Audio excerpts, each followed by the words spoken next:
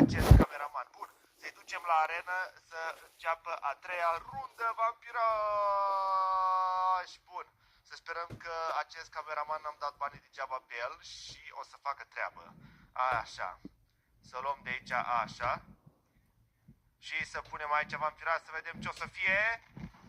Bun, haide că e ușor, puteți să-l bateți, adică nu e așa greu. Bun, tati, băteți-vă, hai, distrugeți-l, băi, l-au învins. Bun, vino încoace, bossule boxă. Am mai primit un trofeu, hai să luăm de aici un trofeu vampiraș și să-i punem aici.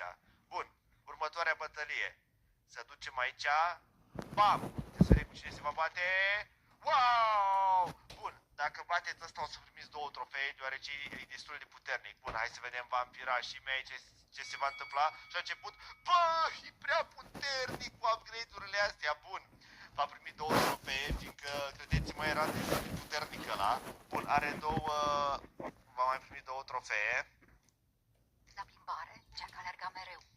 Chiar și Eu zic vampiraș că cu 2 trofee și cu un trofeu putem cumpăra un cameraman și o bombă. Bun, așa facem. Deci dăm un trofeu pentru un cameraman. Bun. Așa, vampiraș. O să-l ducem aici. Și cu celelalte 2 trofee eu zic să cumpărăm o bombă din aceasta.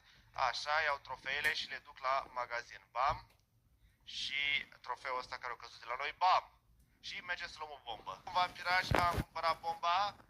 O să o punem aici. Și acum să vedem următorul adversar la Titanul Boxă. E destul de fain, promit că data viitoare o să fac episoadele astea mai bine. Dăm ăsta aici la o parte și să vedem cu cine se va bate. Bossul nostru se va bate cu... Dacă îl bați pe ăsta, ai 3 puncte. Bun, îl facem așa. Putem să-i poziționăm cum vrem noi. Pe aceștia îi poziționăm mai aici ca să nu moară din prima. Și cu bomba asta putem să o folosim înainte să înceapă runda. Bun, vampiraș. Deci vei primi 3 puncte dacă îl bați pe ăsta. Dăm mai întâi cu bomba. Așa. Bum. Și acum să-i dăm drumul la bătălie. Băteți-vă! Haide, trebuie să-l bateți! Bum! O distrus, bă! Dă omorât și cameramanii, vampiraș. Dar totuși va primi 3 trofee bossul nostru boxer. Hai să-l ducem aici să se facă bine. Bun. Și o să luăm 3 trofee de aici, fiindcă a reușit să bată bossul Schibidi de rachetă. Din păcate nu murit cameramanii. Am plătit trofeile alea degeaba pe el.